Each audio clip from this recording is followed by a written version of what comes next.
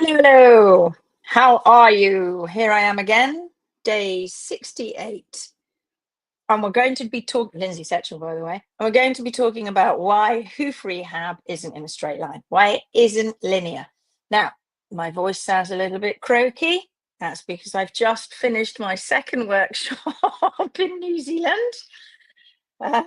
We have just finished in Auckland. Right, let me just go live on Instagram so I can do that now because I'm on my laptop. Let me go live on Instagram. Yesterday was the end of our Auckland workshop, which was actually the end of our New Zealand tour. Today, we are back to Penny's. We're back to where we ran the workshop from. We're going back there. We're going to be with our student, Leah. I'm going to be going through some live trimming with her. So we're still not quite finished on the teaching front, but we've only got to teach Leah. We're not teaching a big group today. What an amazing experience this has been. Before I get into the what we're going to be talking about today, what an amazing experience this has been for us to travel to New Zealand, to see this beautiful, beautiful country, to see the beautiful, beautiful people who live here and who are trying so desperately to do the right thing for their horses, their equines. How watching over the 3 days, the 6 days, because obviously let's not forget our lovely Christchurch bunch weekend before last. How watching over those days, watching those light bulbs flicker and go on, and the chins begin to drop and the eyes begin to bulge as they start to realize the truth of what's going on out there, and how the equine world has been desperately, and still will for a very long time, I have to tell you, the fight will go on.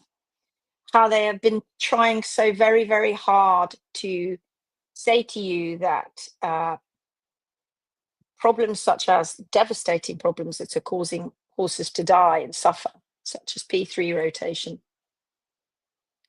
are just not anything to do with the hoof care professionals. They're just to do with the owner mainly, or their diet and management, or just one of those things. It's just what happens to horses.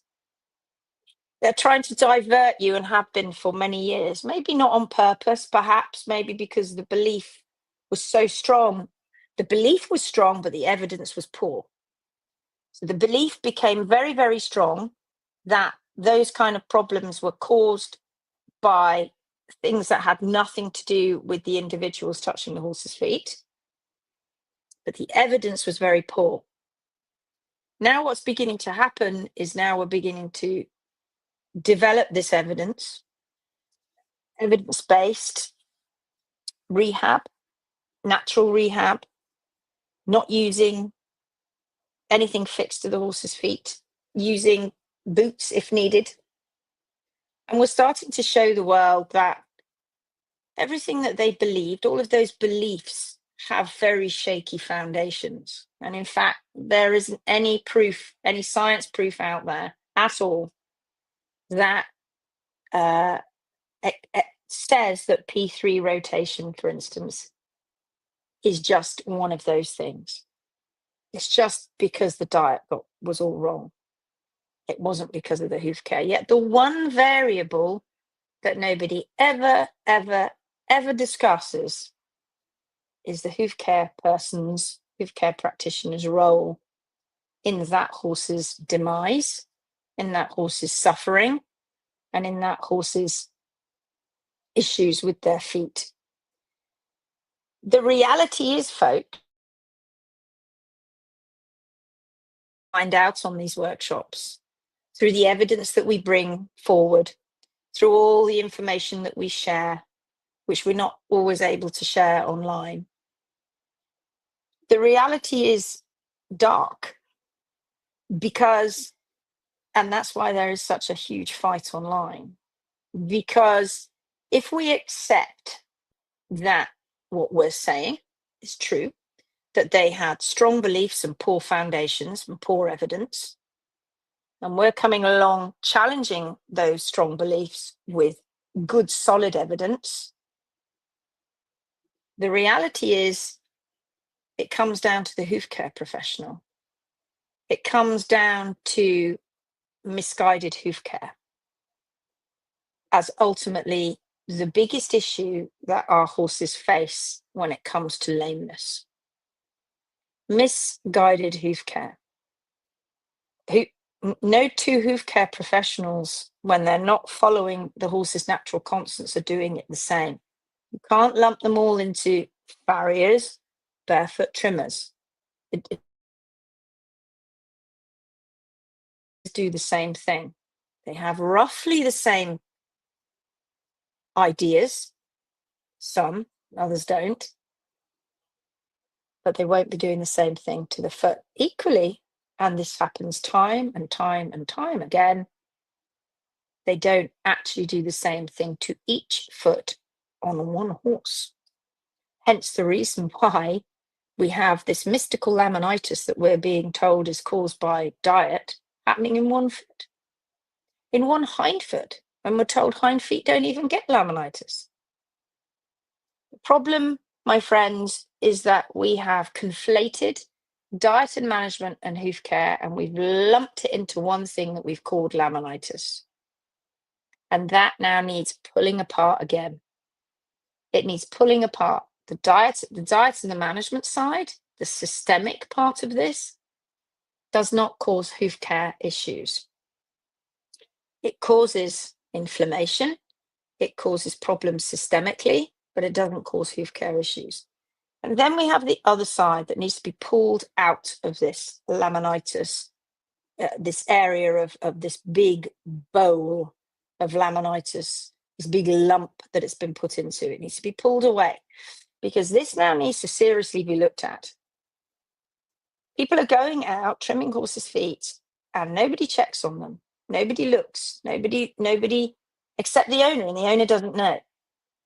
But they continue doing the same thing, continue with the same narrative and the same rhetoric. They're all doing slightly different things. That is what's causing hoof problems, lameness issues.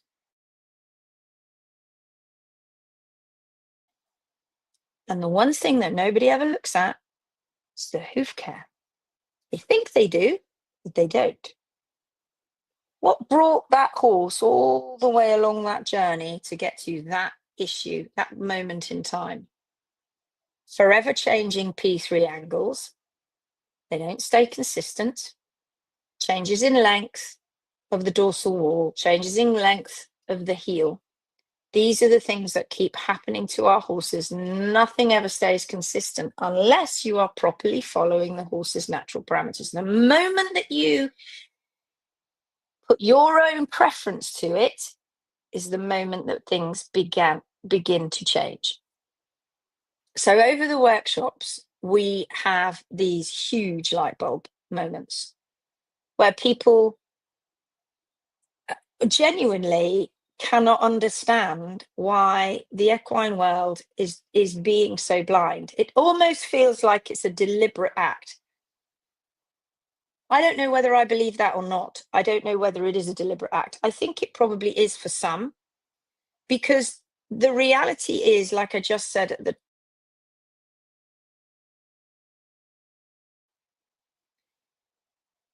there's no if in what we're saying is true. What we're saying is true. And when eventually the equine world begins to understand this, what does that mean? It means that people who have built their that laminitis had nothing to do with them. It was just P3 rotation, hoof capsule distortions, deformed hoof capsules, osteonecrosis, had nothing to do with the hoof care professional. It was something that was just to do with diet. Even though many horses have not got the same problem with their hind feet, they often only have one foot that has the issue. In a hind foot, for instance. How can that be? How can that be if a systemic issue is causing it? Systemically, everything gets affected, not just one foot. The reality is dark. They've built their reputations on it. They've had people on their books, horses on their books that have had P3 rotation, and they have blamed the owner and the diet. The reality is the biggest change in equine welfare to have ever hit the equine world. And they will fight it until they can't. So it's going to get a bit dirty out there, I think. And I think that this weekend proves that, with many things that are going on online already. We've got to kind of just fight our way through it and just keep bringing the evidence forward. We've just got to keep moving forward. We've just got to keep taking these horses. We've just got to keep showing the rehab. Bethan at Gorsworth has just got to keep showing the rehab. We've just got to. And I've already talked tons. Today, we're going to talk about why it's not a straight line. When we start this journey of rehabilitating horses' hooves naturally, when Bethan takes the horses into Gorsworth track livery, when we take our HMB pros, start going and rehabilitating these horses, we are hoping for a steady progress. We want it all to be steady and not to have any dips. But the truth is, it's not linear. We are going in that direction, but there occasionally are little dips, little ups and downs. There are improvements, and we get more improvements than we get setbacks, but occasionally we get setbacks.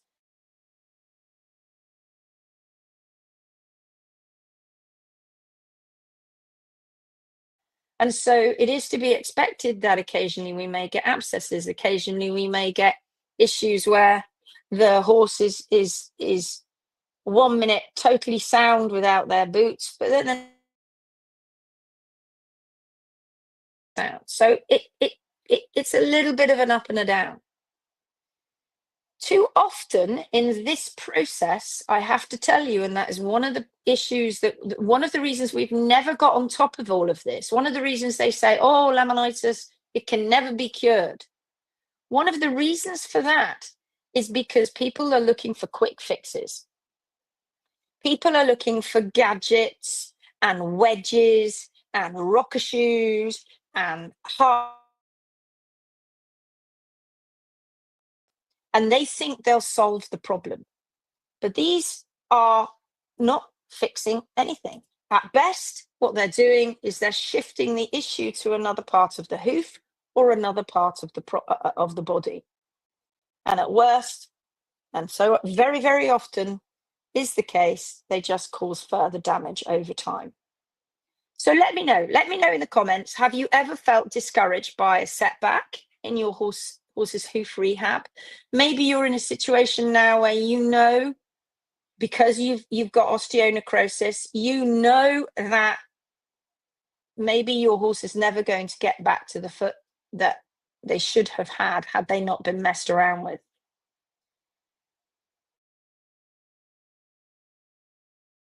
Horses, and we're trying to rehab them where people don't feel that they can stick. They can't stick. They falter and they up in the progress, but then ultimately in that road we start doing this. We have big dips, and even though you are told continually online that this is the best way forward using crutches, etc., we never see these horses from start to finish. We want to see the whole process. We want to see when they came in, the x-rays of what they were like. We want to see the trims, every trim. We want to see photographs of every single trim. We want to see coming out the other end without crutches on, without anything fixed to their feet, actually surviving on their own 4 feet. And the world has not been able to show you that. So we've had, like I say, these strong beliefs and very, very poor evidence, shaky foundations. And now what we're doing is we're challenging those strong beliefs, bringing up very strong evidence. His foundations are shaking, folks. All right, let's have a look. Let's have a look who we've got here today. Let me have a look. All right, so we have got, let me, oh my God, so many of you. Jeanette's here. Hi, top of the shop. Patty's here. Hi, everybody. Angie Medler's here. Hello. It looks like New Zealand workshops were very accessible. They were amazing. They were amazing. Some amazing people. All of them were amazing people. We had such a ball. We're looking forward to Australia. My voice holds out. Angela Moore's here. Hi. Marion Caffrey, Michelle Mallory, Jill Truscott, Gail, Melanie. Hello, hello. Kay Ellison, Camilla. It's lovely to see you all. Laurie's here. Georgie's here. Anne Chopra, Tara, Undercover Carnivore, and Meta's here. And what's Bethan got to say at Goresworth? She says, why, after the lamina have failed, doesn't P3 continue to rotate and sink? Horses walking around here for weeks with the same failed laminae, yet no more damage occurs. Dead lamina doesn't repair. New connection has to grow in. So for the many months that horses still have dead, failed laminae, why doesn't P3 continue to rotate and sink? Because it was never the diet fueling the lamina failure, it was the hoof care. People need to read that, absorb that, and listen very, very closely, because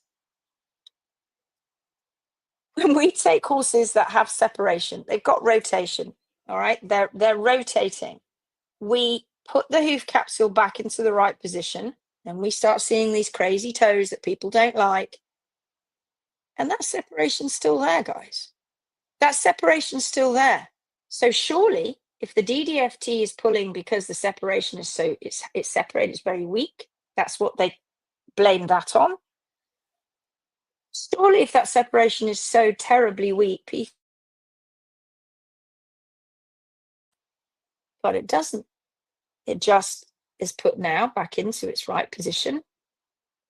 And the wall, the distorted wall, that distorted, stretched, painful, suffering laminae now grows out. And new comes in. And we document the whole process. And when people say that's baloney, it's rubbish, and they put up 1 or 2 x-rays, that doesn't prove anything. Entire process. It is time we stopped listening to narratives where we have just put up the odd image, pulled that apart properly. We haven't looked at the before, the middle, the now, the end. That's the only way that we can take these very strong beliefs on these shaky foundations and turn them around to what the reality is. So that comment by Bethan needs to be very, very seriously thought about. Alex says, hello, Lindsay, much aroha from New Zealand. Love the workshop so very much. We miss you all already. Caroline Schilling, Teresa's here. Michelle says, yes, a setback with winter laminitis. He was diagnosed with navicular and he has a high-low and still working out the laminar wedge. Part of the skin system in the body is part of the integumentary system. It has to these horses have had stretch caused by inappropriate hoof care, where those lamina have been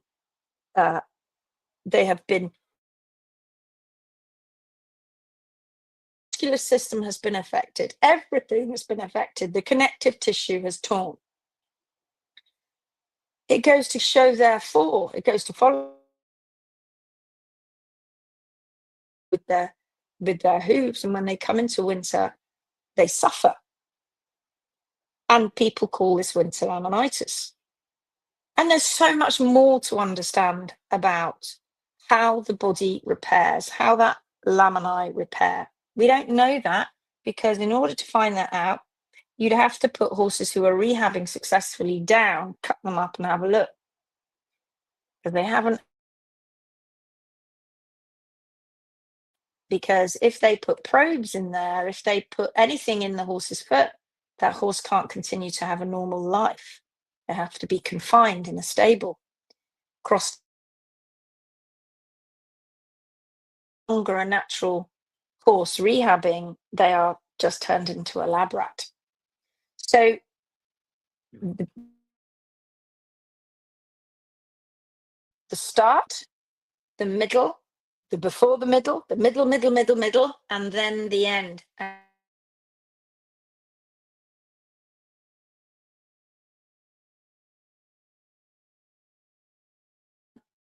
Losing. Leanne says, where are we? Can you still hear me? Oh, yeah, there we go. Leanne says hello. Susan Shide's here. Penny says hi. See you later, Penny. Moira's here. Hello. Jeanette says, it took me time to accept that my boy would keep abscessing until I got the heel bar and sole compaction sorted. People don't even think sometimes there's compaction back there. And that's half the reason why. Even vets don't see it. Many hoof care professionals don't see it. And that's why we have so many problems with P3 inside and why we have so many problems with infection. Dom's here. Hello, Dom. Good to see you. Love the workshop. The withdrawals are real. I feel that too. I feel it too. I do. Honestly, I feel it too. Stella's here. Hi. Morning, Stella. It's a thing, you know. We connect with these wonderful people on these workshops. We connect with them, and then we have to say goodbye. It's a thing. Okay, so let's very quickly clear up a few misconceptions. Let's clear up a few things. So first of all, we're being told constantly that diet, that weight is causing issues in the capsule. Well, it certainly doesn't help when it comes to itis, inflammation, but that's not causing the hoof capsule to distort and deform. So when we take these animals and we have to heal them, and we take the hoof and we have to heal them, that follows sort of cycles, really. It's not straight progress. And part of that, as we just found out, is partly seasonal as well, because the weather changes. It gets very cold at times. And this is an issue. Why? Because it's a process. It's not an event. You can't just take a hoof capsule, make it look perfect and go, "Ooh, look, it's fixed. Let's take an x-ray. Hey, it's fixed. It's a process. It's not a one-time event. That hoof is biologically active. It's constantly growing, it's constantly adapting, and it's constantly responding to its environment. When we remove shoes, we fix trimming errors and we restore natural function. That hoof quite literally has to relearn how to be a hoof again. And just like humans recovering from an injury, progress happens in stages. It is not in a straight line. Tim was recovering from his operation he's had on his wrist, and it was very painful again as he starts to move it, because he's held it like, sorry, this hand, he's held it like this for so long. He still start moving it properly, and when he moves it, because he's been holding it like this, it don't feel very nice. It feels stiff, but it's got to heal. He's got to push himself. Progress. Injury doesn't just, you can't just fix it like that. You can't just put a plate in Tim's arm and expect it to be all. It's a single event. It's something that happens in stages. It's not linear. It's not a straight line. There are setbacks. Rebalance itself. Old compensation patterns in the body have to break down, and that can temporarily feel a process. If a horse that's been in shoes or has had improper trims for years, and we're talking most of their lives, the body has got to try and adjust now to new posture. So much arthritis at times in their joints that trying to get them back into a normal position for so long, their joints have been affected for so long. So it takes months for new to change, and the hoof structures to grow in to replace that weaker, that distorted growth. Rehab really is not about making the foot look right immediately. It's about letting that horse rediscover its natural functional movement. If you're sticking wedges in, if you're sticking crutches on, if you're sticking rockers on, that's not natural. That takes time. People have got to stop going, oh, look, I can take a hoof boot, I can take a horse sort. But if you take the hoof boot off, they are for a period of time until they go through that process. It takes time. And it takes consistency. Why are artificial fixes delaying real healing? Let's just talk briefly about that. Why are they not the real solution? Many traditional, just as all traditional hoof care methods really rely on gadgets and artificial props to fix problems. And that can even be just letting the heels go higher, taking the toe off, because they have this shaky foundation, very poor evidence, none, to say that.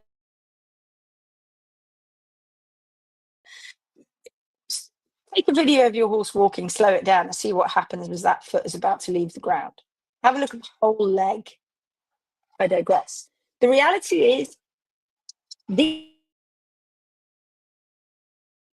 heal the hoof. They just move the problem elsewhere. They're kicking the can down the road. Wedge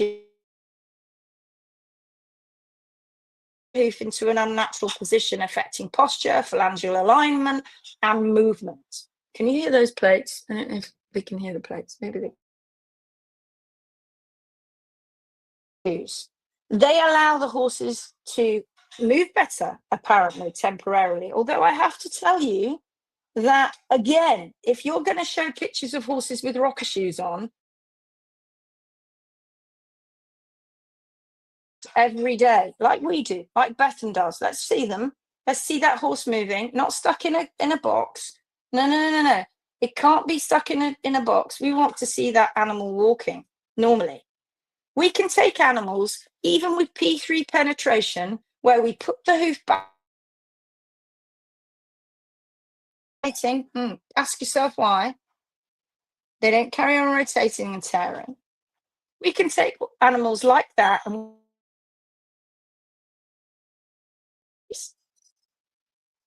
they have pads protecting the bottom of their foot, so they can start moving and the foot starts to repair. And in a very short period of time, if you followed Wex's progress, we then get this animal trotting, they're cantering. It's incredible to see as this foot begins to repair. Now you can say, oh yeah, that's not what's really happening. Of course, it's what's really happening, and the way we can prove to you it's really happening is because we single video. You're going to put wedge shoes on, you're going to put rocker shoes on, you're going to put bar shoes and pads. What are you doing? Are these animals going into deep bedding and stall rest, or are they moving around in a herd? Let's see it. We want to see it. Not just one video. We want to see the progress, the ups and the downs. Bethan will say, oh, Wex, look.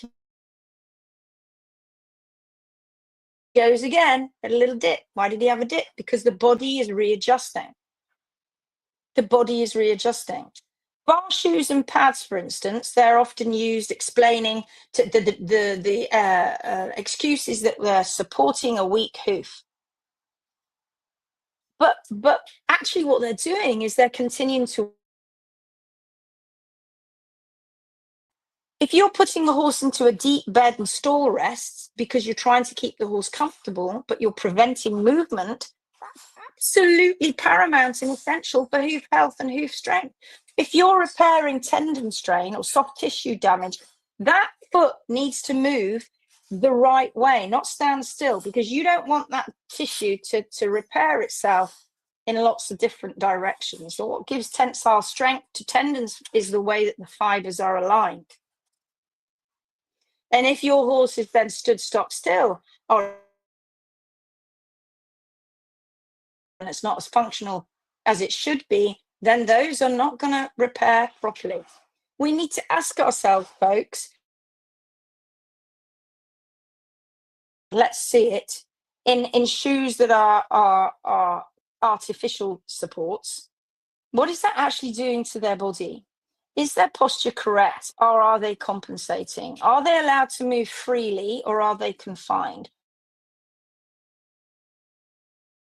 Kicking the can down the road? Are we just kicking the problem down the road?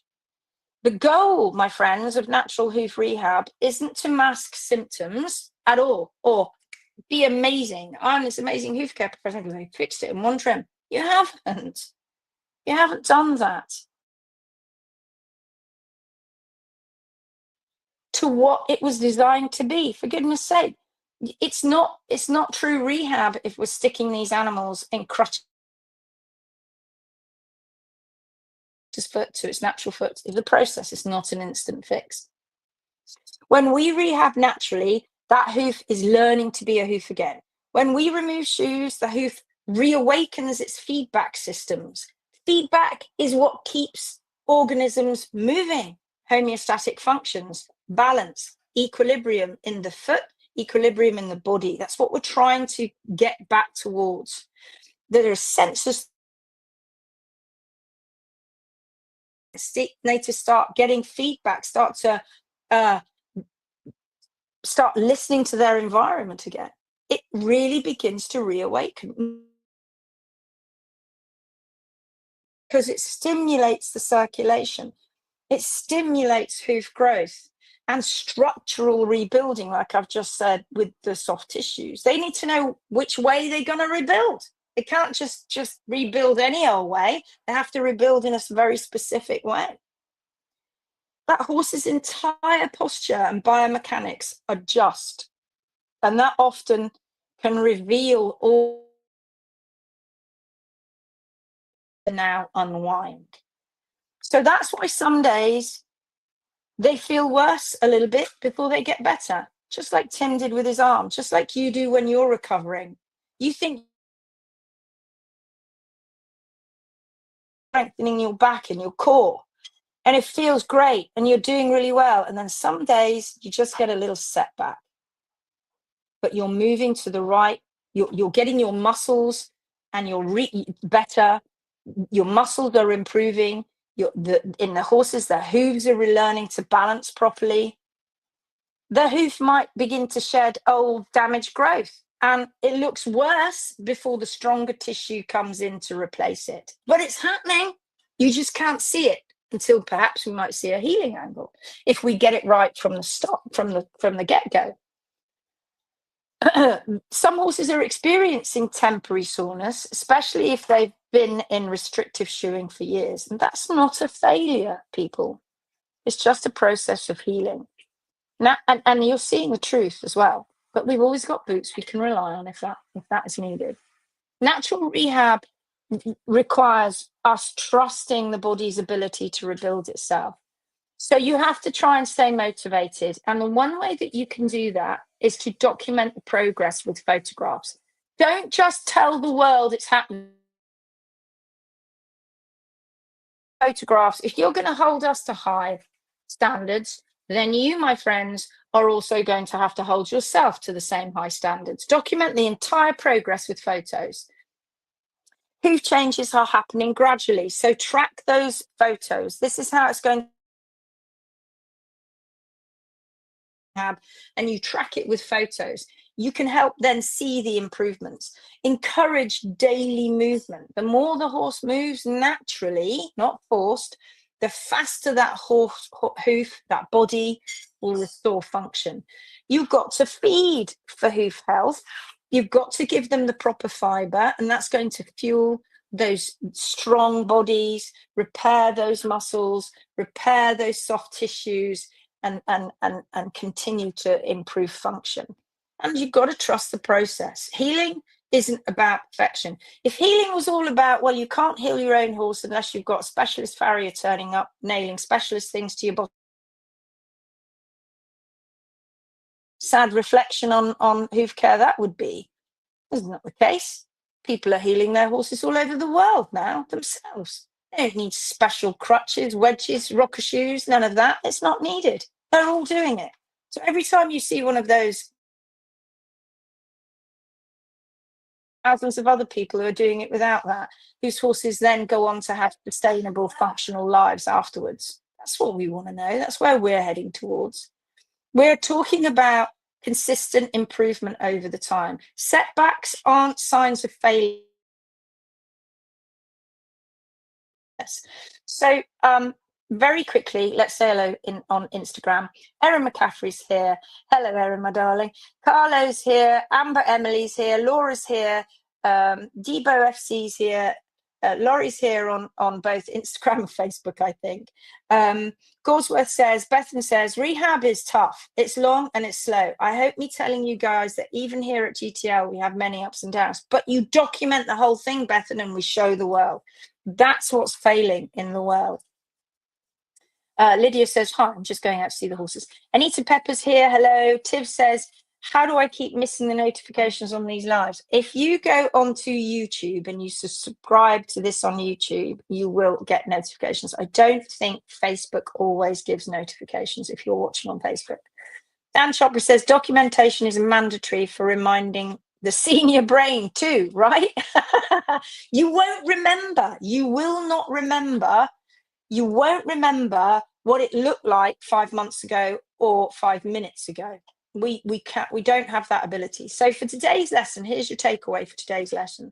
Natural hoof rehab is imperative to get that horse's foot back to its own natural foot for sustainability, functional sustainability, and soundness for the rest of its life. It isn't linear. It doesn't go in a straight line. There are some ups and downs, and that's part of the real healing because we're restoring that function. We're not masking the problems with artificial fixes.